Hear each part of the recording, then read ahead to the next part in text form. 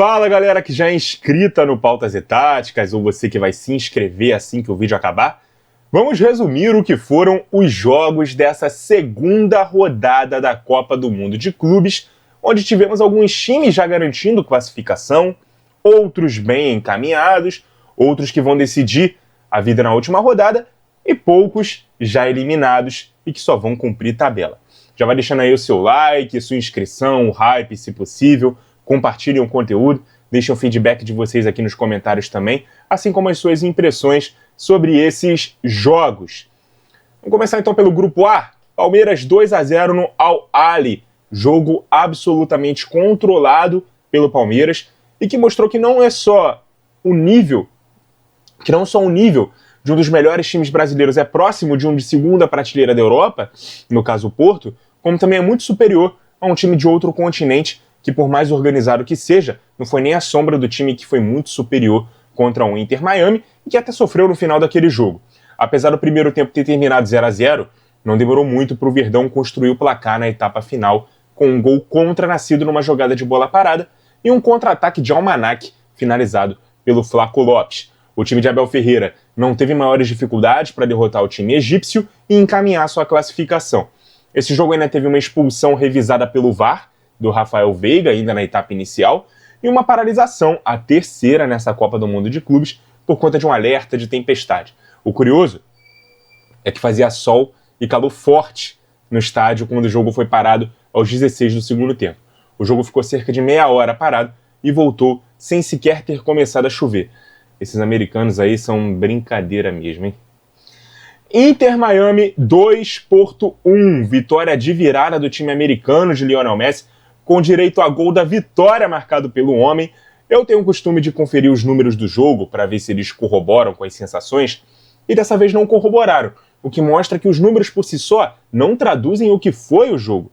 Eu tive uma impressão de um jogo mais controlado pelo Miami, sofreu bem menos na defesa do que contra o Al-Ahly, mas mesmo assim cedeu 14 finalizações aos portugueses, que abriram o placar cedo no jogo com o Samu de pênalti, mas foram apenas 3 chutes no alvo. O Miami, por sua vez, que teve 49% de posse de bola, finalizou 6 vezes no jogo, 5 no alvo. Marcou 2 gols, o famoso jogo assertivo. Empatou com o Segovia no início da etapa final, virou com o Messi, marcando um golaço de falta no canto do goleiro. Não bateu por cima da barreira. A vitória transformou a rodada 3 desse grupo num confronto direto pela liderança entre Palmeiras e Inter Miami. Ambos têm 4 pontos. O Al-Ahly e o Porto têm apenas 1 e terão chances remotas de classificação. Precisam vencer e torcer para que haja um vencedor no outro jogo, de preferência tirando um bom número de gols do saldo. Vale lembrar que o empate entre brasileiros e americanos classifica automaticamente as duas equipes e garante também a primeira posição para o time brasileiro.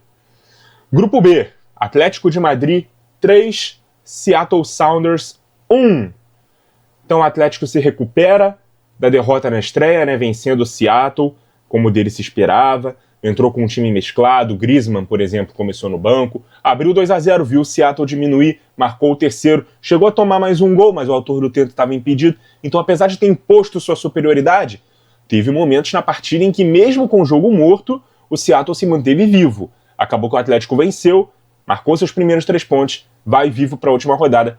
Confronto direto com o Botafogo. Precisa vencer por 3 de diferença ou um placar simples mais tropeço do PSG. O Seattle, com 2 derrotas, praticamente se despede da competição, já que além de acumular 2 derrotas, vai enfrentar o time francês na rodada final. Botafogo 1, PSG 0. Puta que pariu, meus amigos. O que é isso que a gente está vivendo? Que vitória, que vitória. O Paiva mexeu no time, voltou para o 4-3-3 que ele usava quando começou a sua passagem no clube, inserindo o Alan no meio-campo e usando um trio de ataque com Arthur, Igor e Savarino. Eu achei que o Alan simplesmente fosse fazer o lado esquerdo, como fez outras vezes, e o Savarino seria devolvido à função de segundo atacante do 4-4-2. Mas a ideia do Paiva era ter 9 atrás da linha da bola e o Gregory entre 2 linhas de 4. Acabar com esse espaço entre a defesa e o meio e apostar tudo no contra-ataque. Óbvio que isso chamaria o PSG para o campo de defesa do Botafogo, mas era preciso entender que a estratégia tinha que ser de fechar espaços, atacar as costas da defesa. Seria preciso paciência e uma solidez muito grande para fazer esse plano de jogo dar certo por 90 minutos. E deu. O PSG não conseguia atacar o lado esquerdo da defesa do Botafogo, principalmente a maioria das jogadas foram nos enfrentamentos do Kvaratskhelia com o Vitinho. As melhores jogadas do time francês foram por esse setor, mas a defesa alvinegra foi impecável. O jogo teve 75% de posse de bola e 16 finalizações do PSG, mas apenas 2 no alvo. Veja como era difícil finalizar na meta do Botafogo, que com 25% de posse de bola, finalizou apenas 4 vezes, as 4 no alvo, e fez um gol. Gol esse que saiu aos 36 do primeiro tempo, num contra-ataque puxado pelo Savarino, acionando o Igor Jesus nas costas da defesa, que passa pela marcação e finaliza com o desvio no pátio. Esse desvio acabou matando o Donnarumma. Eu sei que muita gente está usando um discurso de nós contra eles, na hora de enaltecer esse feito do Botafogo, como se fosse uma vitória do futebol brasileiro em geral sobre um europeu. Eu sei que não são todos, eu sei que tinha gente torcendo contra também e faz parte da rivalidade. Por isso eu me permito ser um pouco egoísta aqui e dizer que foi uma vitória do Botafogo e ponto. O Botafogo não foi o Brasil nesse confronto. Ele foi um clube brasileiro, o campeão brasileiro. Ao mesmo tempo, eu prefiro enaltecer o feito principalmente porque foi contra quem foi. Isso não é subestimar o futebol brasileiro. Mas eu me incomodo com quem quer surfar na onda, né? Depois de bradar por aí que o time iria pra lá passar vergonha, porque vimos um time, né, dos nossos vencer. Mas eu nunca fui o cara que foge da realidade de dizer o que é óbvio, né? O nível dos caras é muito mais alto e segue sendo. Ponto. E é isso que faz essa vitória ser tão especial. O futebol é especial por isso. Ele possibilita que um ótimo plano de jogo faça com que um time que não é o favorito seja capaz de vencer aquele que reúne mais condições de vencer. E como eu sempre disse, se jogar 10 vezes, talvez a gente tenha chance de vencer uma. Só jogou uma vez, por que essa chance não poderia ser agora? Foi.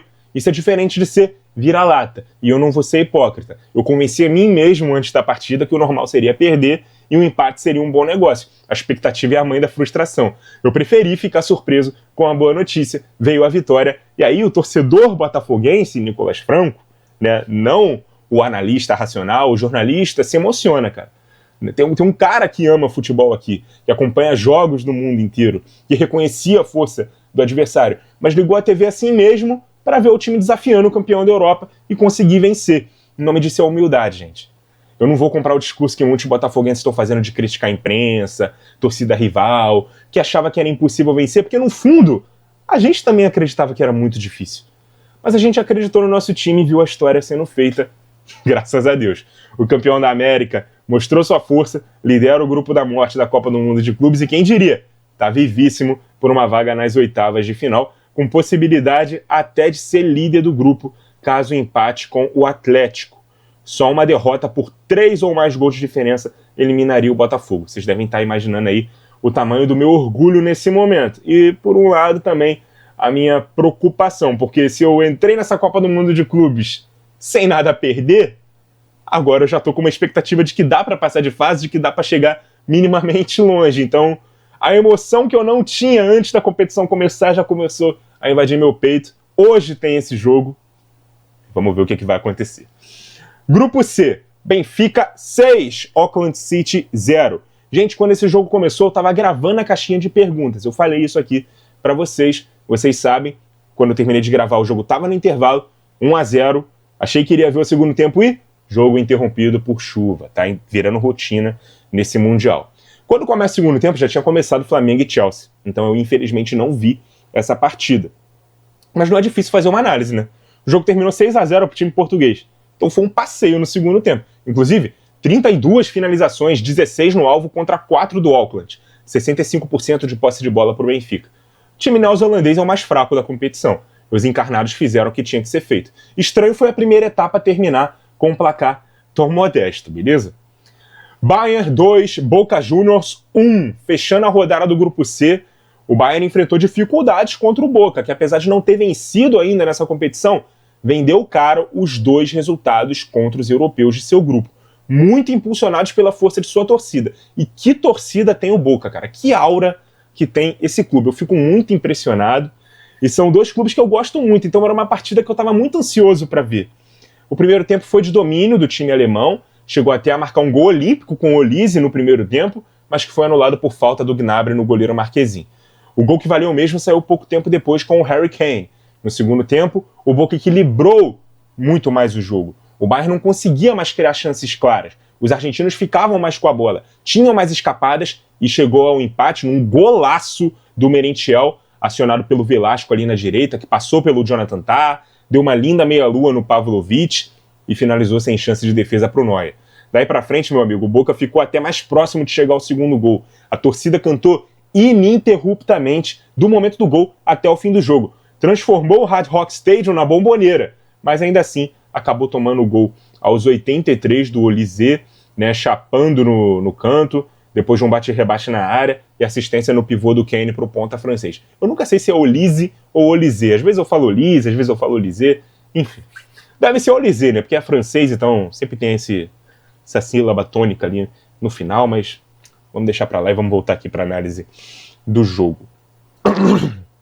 O domínio foi retomado e o Bayern até chegou ao terceiro com o Laimer, mas ele estava impedido e o gol foi corretamente anulado. Então ficou assim, 2-1 para o Bayern, líder com 6 pontos, já classificado, Boca ainda em terceiro com 1, mas ainda com chance de classificação. Por quê? Porque vai enfrentar o Auckland na última rodada. Enquanto o Benfica, que hoje é o vice-líder, enfrenta o gigante da Baviera. A preocupação do lado do Bayern fica com a lesão do Musiala, que entrou no segundo tempo, e pouco tempo depois do empate, né, do Boca, ele sentiu uma lesão e acabou saindo para a entrada do Thomas Miller. Então o cenário desse grupo é: o Benfica tem 4 pontos, o Boca tem 1.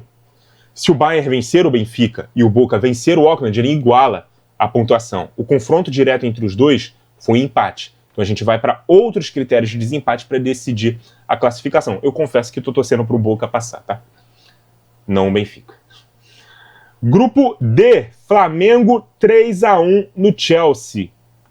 Eu dizia aqui que esse era um jogo que dava para ter trocação. O Chelsea não é um dos mais fortes europeus da atualidade. E o Flamengo, até por estilo de jogo, tinha totais condições de ir para cima dos Blues.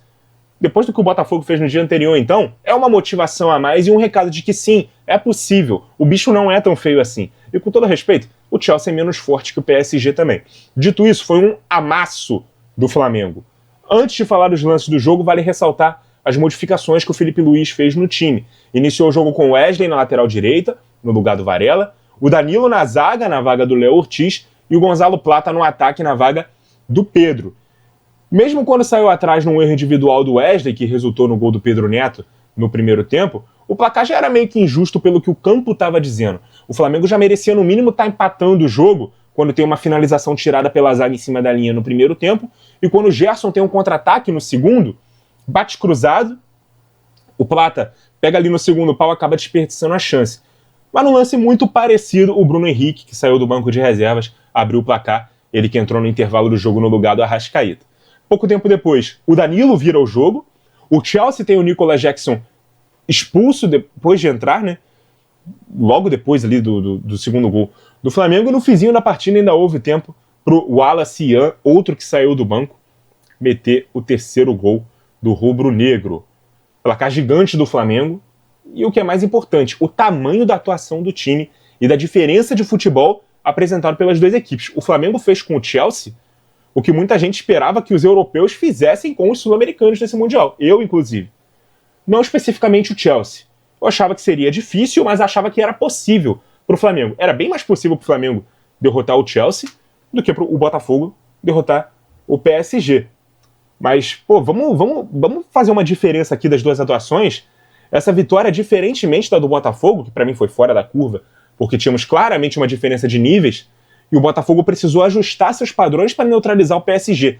Esse jogo aqui, que o Flamengo fez, é o jogo que o Flamengo está habituado a fazer. E contra um time que foi quarto colocado da Premier League. Gente, é uma atuação gigante. É um resultado gigante. Aqui não é para diminuir o Chelsea, não. O Chelsea foi campeão da terceira Copa Continental da Europa. Beleza, não jogou Champions. O Chelsea de hoje não é o melhor Chelsea, né, de outras épocas, mas, cara, é o Chelsea. Então, o torcedor rubro-negro realmente tem que estar muito, muito orgulhoso. O Chelsea tem um grande meio-campo ainda, tem Caicedo, tem Enzo, tem Palmer, mas o resto do time, mano, é bem comum, bem comum. Eu diria até que o Flamengo não deve nada, né? O elenco do Flamengo não deve nada ao elenco do Chelsea. Tecnicamente falando, individualmente falando, o elenco do Flamengo, se a gente for pegar aquele 11 contra 11, vai ter muitos jogadores que vão levar vantagem. Acho que só no meio campo ali o Chelsea realmente tem um outro nível, beleza? Eu tô tentando exaltar aqui, não tô tentando diminuir o Chelsea não, tá? Tô tentando exaltar a força natural que o Flamengo tem. Pra quem gosta daqueles exercícios também de se o Flamengo jogasse a Premier League ele seria G4, pô, se esse Chelsea aqui foi, o Flamengo seria com certeza, beleza? O Flamengo já tá classificado e já com a primeira posição do grupo garantida. No outro jogo do grupo, o Esperance derrotou o LAFC por 1-0. E esse resultado, como eu disse, classificou o Flamengo com antecedência para as oitavas de final. O time americano ainda teve chance de empatar o jogo, mas desperdiçou um pênalti no fim e agora já é eliminado. Vai encarar o rubro-negro carioca na última rodada só para cumprir tabela. O Flamengo até pode tentar rodar ali um pouco mais o seu elenco, e se tiver alguém ali com um cartão, pode tentar. Não, aí não é boa ideia, né? Porque se fosse na segunda rodada, beleza. E aí forçava o cartão, ficava suspenso na terceira, entrava no mata-mata limpo. Agora, se forçar, vai ficar suspenso nas oitavas. É melhor não fazer isso. Esquece essa parte, rebobina. Vamos lá. Esperance e Chelsea vão duelar ali no confronto direto pela segunda posição da chave na rodada final. Ambos os times têm 3 pontos. Vamos ver quem se classifica aí com essa segunda vaga para pegar muito possivelmente o Bayern, né? Do outro lado. Então o Flamengo garantindo essa primeira posição, muito provavelmente escapou de pegar o Bayern já nas oitavas. E aí deve enfrentar ou Benfica ou Boca. Como eu disse, eu tô torcendo pro Boca. Eu acho até que o Boca teria mais chances de eliminar o Flamengo do que o Benfica. Já tô adiantando logo, eu não compro esse discurso de vou torcer para todos os brasileiros não, porque os 3 outros brasileiros que tem lá têm algum grau maior ou menor de rivalidade comigo. O Flamengo, então, nem se fala. Eu sei que o rubro-negro entende e sei que alguns deles torceram e estão torcendo também pelo sucesso do Botafogo na competição, mas vocês vão me entender, né? Vocês não vão cobrar que um botafoguense torça pro Flamengo numa competição como essa. O grupo é Internazionale 2, Urawa Reds Diamonds 1. A Inter parece que ainda está em rotação baixa nessa competição. Parece que o Kivu, que está chegando agora, está mesmo na pegada de pré-temporada, depois de entrar com 3 reservas no empate contra o Monterrey. Hoje usou só 4 titulares, né? Hoje, no caso, no dia da partida, né? Nessa última rodada. Sommer, Barella, Di Marco e Lautaro. O resto, todos reservas. E o time sofreu para furar a retranca dos japoneses. Depois de sair atrás, logo aos 11 minutos, e ver o Urawa colocar os 10 jogadores de linha dentro da própria área, o time teve muitas dificuldades para criar jogadas contundentes de gol. Primeiro tempo foi um desastre, e o gol só vai sair aos 78, com o Lautaro num golaço de bicicleta, inclusive. A virada veio só aos 92, já nos acréscimos da etapa final, com o Carbone. Uma curiosidade, 82% de posse de bola do time italiano, 26 finalizações contra 5, mas só 4 no alvo.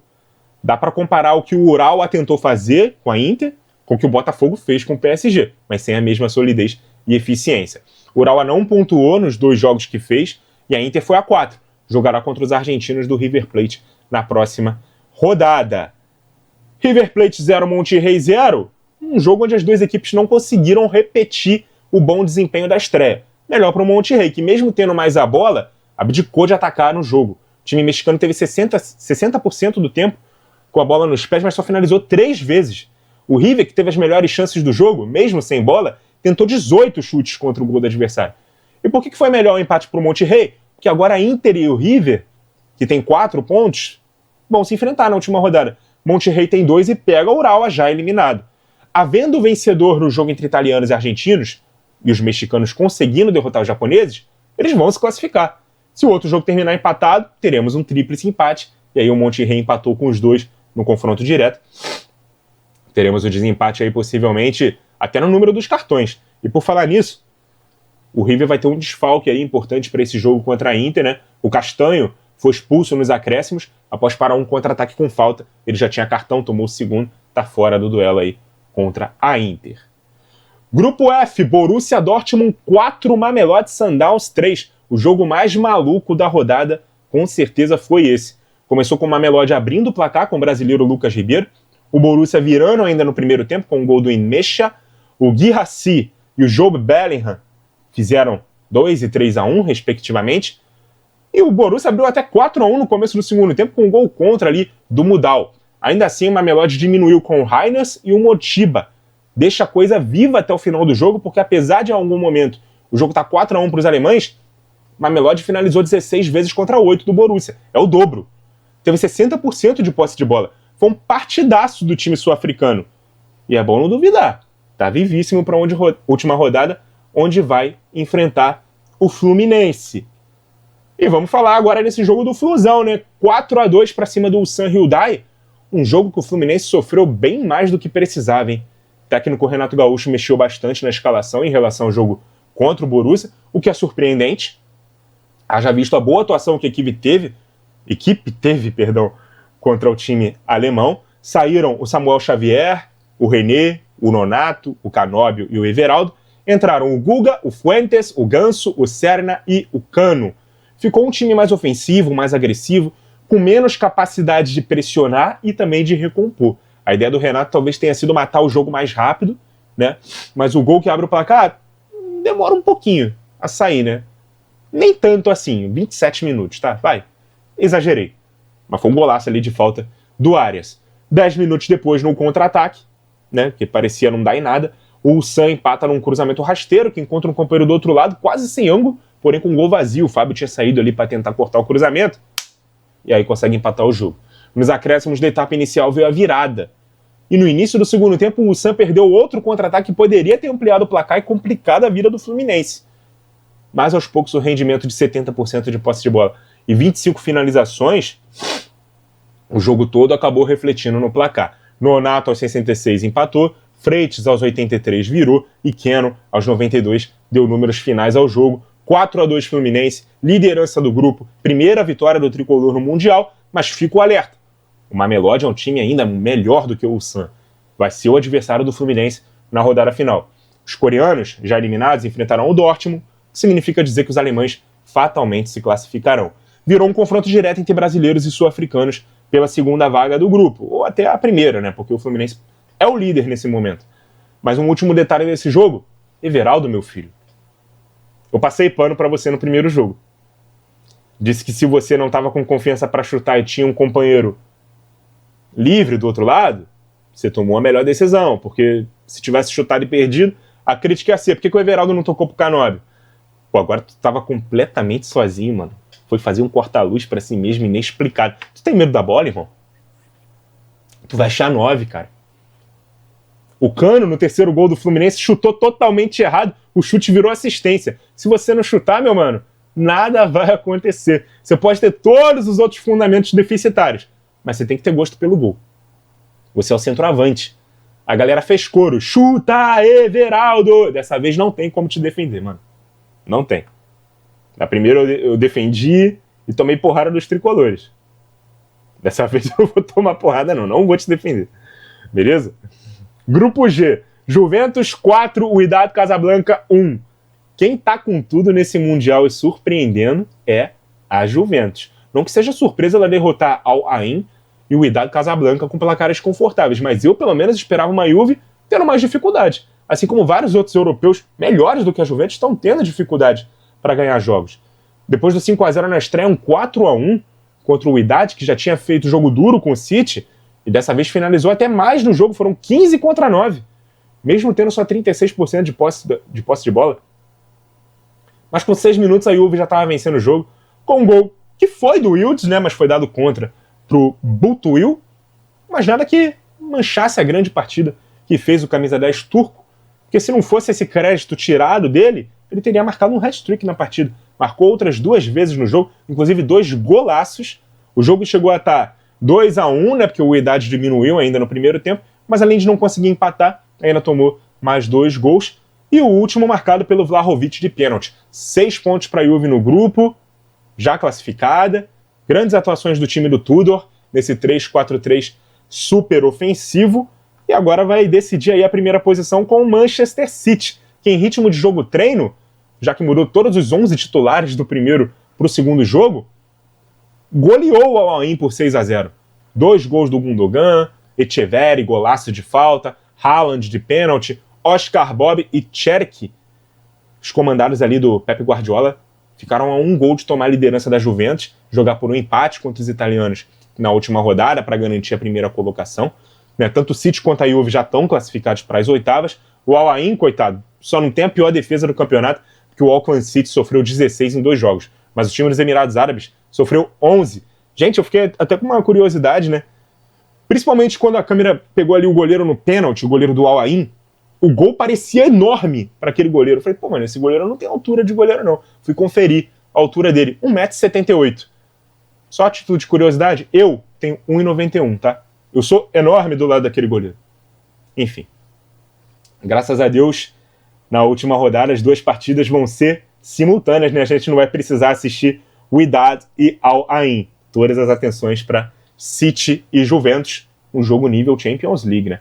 Eu tô muito curioso, porque a Juventus não fez uma super temporada, mas está fazendo um Mundial bem contundente. O City não fez uma grande temporada, está fazendo um Mundial do nível do que a gente espera do City. Os dois se enfrentando pela liderança, vai ser bacana. Inclusive o City, se não passou ali da terceira marcha no primeiro tempo e tal, né, foi pro intervalo ganhando de 3-0, aí marcou o quarto, demorou para sair o quinto, depois rapidamente o sexto, e ficou aquela correria ali para tentar marcar o sétimo, porque o time sabia que o sétimo gol daria a liderança provisória ali do grupo, mas o sétimo gol não aconteceu. Vai ter que aí jogar realmente confronto direto para ver se consegue tentar escapar possivelmente do Real Madrid, que no grupo H está liderando nesse momento.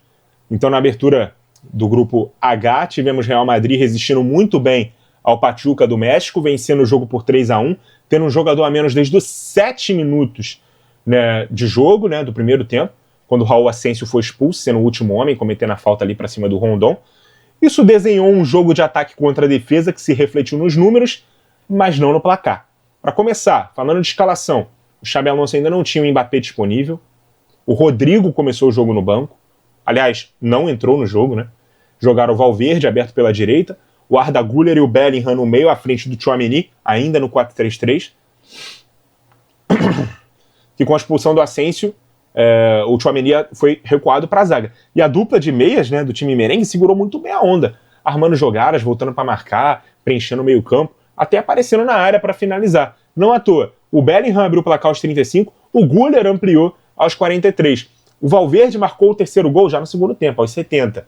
Mas mesmo entre os gols e também depois dos gols, cara, foi um bombardeio ali do Pachuca no gol do Courtois. E que partida fez o Courtois? Foram 25 finalizações dos mexicanos com 10 defesas do goleiro belga. O brasileiro John Kennedy e o melhor jogador do time, ali o meio-campista Montiel, foram os que mais arriscaram e testaram o goleiro Blanco. Aos 80 minutos, o próprio Montiel descontou. Ficou então o jogo 3-1. A nota triste foi o relato do zagueiro Rüdiger, que entrou no segundo tempo, quando no último lance do jogo ele reclama de um pênalti e conta ao árbitro que sofreu racismo de um adversário. O árbitro era o brasileiro, né, Ramon Abate-Abel, sinalizou para os organizadores o gesto que a FIFA designou para esse tipo de caso, para que seja relatado em súmula. Ainda carece de alguma apuração maior para a gente saber exatamente qual foi a injúria racial dita por ele. O posicionamento oficial do Pachuca é de que os jogadores do Real Madrid entenderam errado. Claro que eles vão tentar se defender para não sofrer de repente uma punição, perda de pontos, eliminação, né, prévia, mas enfim. Vamos para outro jogo do grupo. Al Hilal e Salzburg, que é o último jogo aqui da rodada. Eles empataram em 0-0, não foi um grande jogo. E agora a situação é a seguinte: Real com 6 pontos, enfrenta o Salzburg, que tem 4 na última rodada. O Al Hilal tem 2 pontos e encara o Pachuca, que na verdade já está eliminado, né, na rodada final. Então o Real Madrid só precisa de um empate para garantir a primeira posição. Em caso de empate e vitória do Hilal, austríacos e sauditas empatariam com 5 pontos e aí teriam que ver aí suas vagas decididas em outros critérios, beleza? Vamos a algumas considerações finais então, galera, ao fim dessa segunda rodada, e também as impressões aqui do Mundial, principalmente na ótica nossa, né, dos brasileiros. Aqui é muito mais opinião pessoal do que análise, verdade absoluta. Fica à vontade para discordar se você tem uma opinião diferente, beleza? Botafogo e Flamengo encerraram um jejum de 13 anos em que os brasileiros não ganhavam dos europeus em mundiais. Mas como eu disse ao longo do vídeo, eu não estou comprando o discurso de que estamos todos torcendo para todos os clubes brasileiros, porque não é verdade. Os rivais do Palmeiras não estão torcendo para eles, o vascaíno não deve estar torcendo pelo Flamengo, principalmente. Os outros rivais do Rio, talvez haja uma exceção ou outra. Minha mãe, por exemplo, é vascaína, está torcendo para o Botafogo por minha causa. Os torcedores dos clubes dos demais estados, beleza, eles podem estar ali orgulhosos do nível apresentado pelas nossas equipes, deve estar dando um sentimento de pertencimento que a seleção brasileira não tem conseguido fazer há muito tempo, mas principalmente... Perdão. Principalmente para nós brasileiros que estamos inseridos na competição. Cara, vou falar por mim, tá? Não vou nem falar pelos outros não, que eu quem sou eu, né? Para falar pela opinião, inclusive, de outras torcidas. Cara, eu só quero ver o meu time indo muito bem. Eu não tô muito preocupado com o sucesso dos outros brasileiros, não. Pra mim, é cada um por si. A gente não tá preocupado em representar o Brasil, não. Pelo menos não como objetivo principal. Acaba acontecendo por consequência. Mas não foi o futebol brasileiro que ganhou do PSG, o futebol brasileiro que ganhou do Chelsea. Foi o Botafogo, foi o Flamengo. Essa é a minha visão, beleza? Segundo ponto. Muito tem se falado aí sobre o complexo de vira-lata que existe no torcedor brasileiro, que parte da imprensa exalta o futebol europeu de forma exagerada e que esse Mundial tá fazendo isso tudo cair por terra. Gente, vocês não começaram a assistir futebol agora. Vocês sabem que há um desnível considerável. Mas que as atuais circunstâncias em que esse Mundial acontece equilibram muito as coisas. E aqui tá falando um torcedor de um clube que acabou de derrotar o campeão europeu que venceu a final por 5-0. Isso em nada diminui o mérito dos brasileiros. E é exatamente por eles serem quem são que isso faz a vitória dos brasileiros ser tão grande. Não é só porque a gente ganhou que a gente tem que pisar nos caras, não. Ah, a Champions League é uma farsa. Vamos parar com isso, tá? Sempre se falou muito de quando os times brasileiros iam para a final do Mundial com mais de 70 jogos nas costas e perdiam, alegando cansaço, enquanto os europeus estavam em meio de temporada. Mas os rivais desse time que ia, e até parte da imprensa, sempre desdenhou desse fato, chamando de desculpinha para mascarar a incompetência, chamando de vexame e tudo mais. Agora o jogo virou. Nós estamos em meio de temporada e eles jogando desde agosto. Condições climáticas também totalmente diferentes da que eles estão acostumados. É óbvio que isso ajuda a nivelar as coisas. O que não pode agora é a gente ter o complexo de pitbull, de chamar aquilo que a gente sempre alegou para suavizar as nossas derrotas como desculpinha deles, para justificar a dificuldade que eles estão tendo, que é real, até nas vitórias. Olha como o Bayern soou para ganhar do Boca. Olha o Borussia quase deixando a vitória escapar contra o Mamelodi. Olha a Inter conseguindo virar o jogo contra o Urawa só nos acréscimos do segundo tempo. Eles estão tendo muitas dificuldades. Os melhores times europeus seguem sendo melhores e mais fortes. Têm poder de investimento muito maior. Os melhores jogadores de todos os países, de todos os continentes, jogam nos principais clubes da Europa. Mas não é todo time europeu que é automaticamente melhor que os nossos. Isso aqui eu sempre defendi. Principalmente nos debates sobre jogador de meio de tabela da Premier League merecer mais convocação do que jogador que é destaque em time que briga por título aqui no Brasil. Tinha gente aqui nos comentários do canal tendo amplos debates comigo de que jogador que atua no seu melhor nível no Brasil não tem nível para jogar na seleção brasileira, é porque não tem bola para jogar na Europa, né, de que jogador veterano que já passou do seu auge na Europa e voltou para o Brasil não merece convocação porque é refúgio da Europa. Eu sempre discordei disso tudo. Né? Quando esses caras ficam aqui ou voltam para cá, eles ajudam a elevar o nível do nosso futebol e nos aproximar ainda mais deles. Quando o Kompany foi perguntado sobre a possibilidade de jogar contra o Flamengo, o primeiro jogador que ele cita é o Danilo, porque ele jogou com o Danilo, ele conhece o Danilo, ele sabe o nível que tem o Danilo é um jogador respeitado na Europa. Ah, mas ele é refúgio da Europa, ele tá velho, ele não tem mais nível, por isso que ele voltou para cá. Mas ele tá aqui e os caras conhecem eles. Isso faz a diferença. Então, nesse tipo de contexto, a distância para eles encurtou. E estamos competindo num grande nível contra eles. E que ótimo que seja assim. O que não é de agora, né? O que não dá agora, a gente querer desdenhar do nível dos caras, né? Chamando de mentira, de mídia, querer exaltar o nosso, esquecendo dos inúmeros problemas que tem nosso futebol, que ajudam também a estarmos atrasados. Tem gente que fala mal do número dos estrangeiros que temos aqui. Isso não é um problema, isso ajuda a elevar o nosso nível. Tem gente que não gosta de ter técnico de fora aqui, que também ajuda a elevar o nível dos técnicos brasileiros, obriga os nossos técnicos a melhorarem para não perder mercado para eles. O nosso calendário não é o ideal, os nossos gramados não são os melhores, estamos vendo como um ótimo gramado faz diferença, inclusive para os nossos times jogarem melhor. Nossa arbitragem, então, precisa melhorar muito, muito, enormemente. Então tem muita coisa ainda que precisa melhorar na mentalidade, tanto de quem faz futebol, quanto de quem analisa futebol, e até de quem consome o nosso produto, para saber dimensionar qual é o real tamanho dele, beleza?